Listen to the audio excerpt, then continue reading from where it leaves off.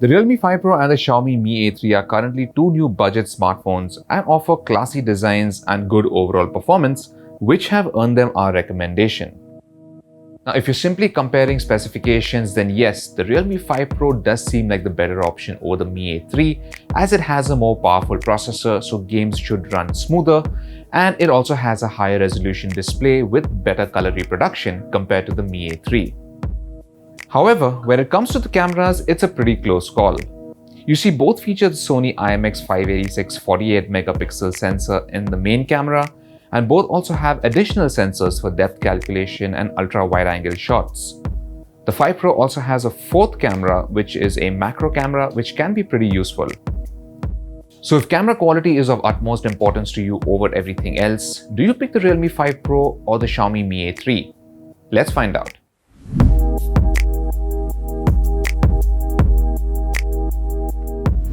Now before we begin, don't forget to subscribe to our channel and hit that bell icon so you're the first to be notified whenever we have a new video.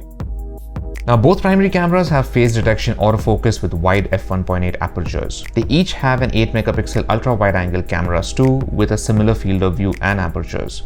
You also get a 2-megapixel depth camera for edge detection when shooting in portrait mode on both of the phones. The Realme 5 Pro has a fourth camera for extreme close-ups. For selfies, the Mi A3 has a 32-megapixel front camera compared to a 16-megapixel sensor on the 5 Pro.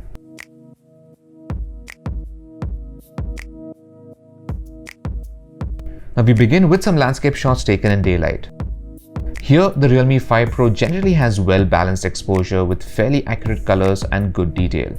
We also get some good amount of detail in the shadow areas too, however with some visible noise. Now objects at a distance also have good detail, but once again with a bit of grain. The Mi A3 has equally good white balance as the Realme 5 Pro, but bumps up the contrast for a more dramatic look. As a result, the blacks are also crushed a bit, so you don't get as much detail in the shadows as the 5 Pro, but there's not a lot of visible grain. Details are also slightly sharper and colors are slightly more pronounced when looking at distant objects, which is nice to see. Now, as long as you don't go pixel hunting, we think the Realme 5 Pro produces a more pleasing looking image overall and also does a slightly better job with the exposure.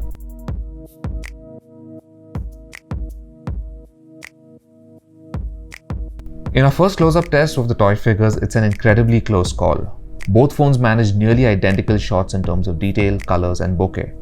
The only real difference is that the Realme 5 Pro has a slightly higher brightness, but other than this, it's pretty much a tie.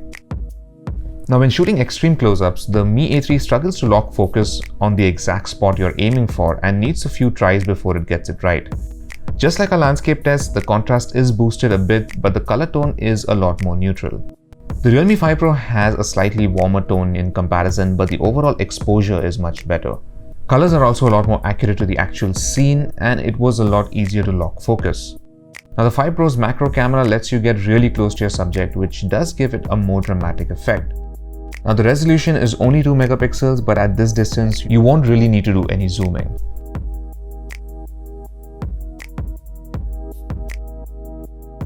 In low-light landscapes, the Mi A3 wins back some of the points from the 5 Pro. Night shots are generally cleaner with good colors, slightly better detail, but more importantly, less noise. This combination makes low-light photos from the Mi A3 really stand out. The 5 Pro isn't far behind in terms of detail, but darker areas have a bit more grain and colors aren't as vibrant compared to the shots taken from the Mi A3. Now the Realme 5 Pro improves a bit when you use its nightscape feature. Noise is reduced and details which were otherwise lost are retained pretty well. The Mi A3 also has a night shooting mode which does improve details a bit, but the difference isn't too dramatic as the 5 Pro since its regular low light shots are quite good to begin with. Now one side effect of the 5 Pro's nightscape mode is that it can warp finer details in objects at a distance, which the Mi A3 handles better. Overall, we'd still stick with the Mi A3 here as a more consistent low light performer.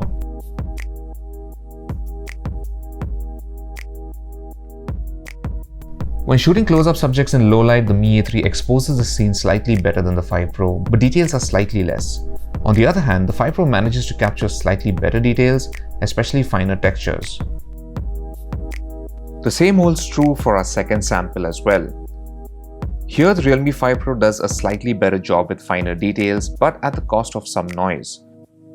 However, the Mi A3 captures the colors a lot better and also does a much better job with the white balance.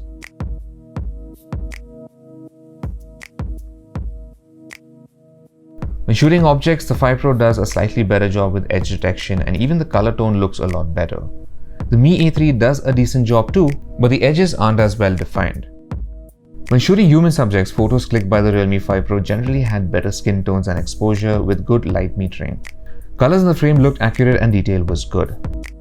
The Mi A3 did a good job with detail, but the exposure was a little off and the skin tones tend to look a little yellowish for our liking. Even with portrait mode, the 5 Pro continues to deliver very good skin tones and edge detection was pretty much spot on. The Mi A3 captures better skin tones this time around but also smoothens the face a bit. It also had slight trouble with some of the edges, but it wasn't a real deal breaker. On the plus side, you can adjust the level of blur before you've taken the shot, which is not possible on the 5 Pro. Overall, the Realme 5 Pro is the one to pick if you're going to be shooting a lot of portraits.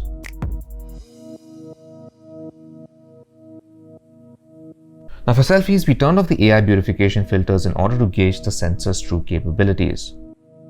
Here the 5 Pro has a more pleasing skin tone, but doesn't quite get the black color of the t-shirt exactly right. Details on the face are also a little soft, but not lacking. The Mi A3 packs in a lot more details in its selfies, and the image is also a lot sharper. We also found the color tone to be a lot more neutral. When shooting against the light, the 5 Pro does a better job with HDR. The background is still a bit blown, but colors are better, and more importantly, the selfie is better exposed. With portrait mode turned on, both phones managed to do a decent job with edge detection. The Realme 5 Pro here gets a little confused with the subject's right cheek, but other than that, it does it well. Once again, we prefer the skin tone produced by the 5 Pro, but it's hard to ignore the details of the Mi A3. In low light, both phones have very good detail, but here we prefer the white balance from the Mi A3. In extreme low light and using the screen flash, the Mi A3 clearly has a better lit and more detailed selfie. The color tone is very pleasing and you can see a lot more detail in the background too. Overall, we picked the Mi A3 for selfies for its good low light performance and overall sharper image.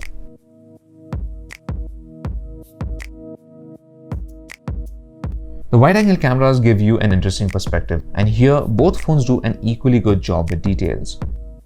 Now we prefer the color tone of the 5 Pro here, which is more neutral and it even exposes the sky slightly better compared to the Mi A3. In low light, both struggle to capture good detail, although we do prefer the colors from the Mi A3 here. The Realme 5 Pro also lets you use the night mode for the wide-angle camera, but the end result isn't always very effective.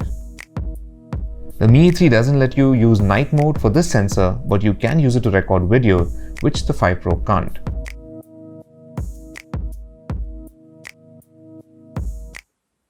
If you love shooting panoramas, then the Realme 5 Pro does a better job.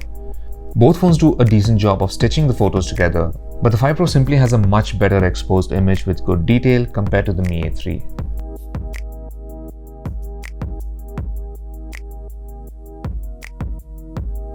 When shooting 4K video, the Realme 5 Pro tends to boost the colors a bit, which can look dramatic, but it's certainly not very accurate representation of the scene. To its benefit, it does expose the scene very well without blowing out the highlights and crushing the blacks. The Mi A3 on the other hand didn't have a consistent exposure in our test, often underexposing most of the scene. However, we like the fact that colors aren't boosted too much. Now, stabilization isn't present on either phones at this resolution. In low light, footage from the 5 Pro has visibly more noise compared to the Mi A3, which has a comparatively cleaner footage.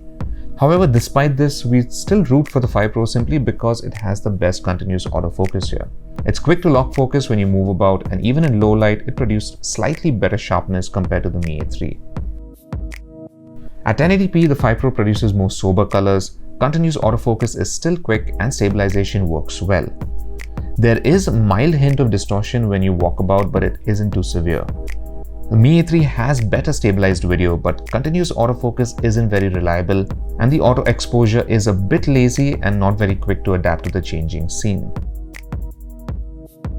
In low light, it does produce cleaner footage than the 5 Pro, and both phones have a slight shimmer effect when you move about. We also compared the videos from the selfie camera at a 1080p resolution, since the 5 Pro boasts of having stabilization. Now there is a slight distortion when shooting during the day or even in low light, but it's better than not having any stabilization at all. However, in terms of image quality, the Mi A3 does win this one. It might lack stabilization, but during the day our footage was generally a lot sharper with better colors. The same holds true when shooting in low light as well. Now the 5 Pro does a decent job during the day, but footage is generally soft and colors aren't great compared to the Mi A3. In low light, footage has visible grain and the stabilization, which can be switched off, causes some annoying distortions. Now, besides having better specifications than the Mi A3, we think that the Realme 5 Pro also has a better camera package. We found the autofocus to be a lot more reliable when shooting close-ups and even in video. Pictures in general had better exposure and even colors were very well represented. And finally, that macro camera can come in really handy if you can put it to good use. Low light video and stills aren't exactly its strong suit, and selfies taken from the Realme 5 Pro weren't as sharp as the ones we got from the Mi A3. Now, Xiaomi may have skimped on the specs and the display in its latest Android One smartphone, but when it comes to low light photography and even video, it doesn't disappoint, just like its predecessors. Now, a couple of areas where the Mi A3 struggles a bit is with continuous autofocus when shooting video and at times when trying to shoot extreme close-ups. Now, the Mi A3 still has a capable set of cameras, but looking at the overall package, we think the Realme 5 Pro is just a little bit better. So thanks for watching our camera comparison, and for all things tech, log on to gadgets360.com.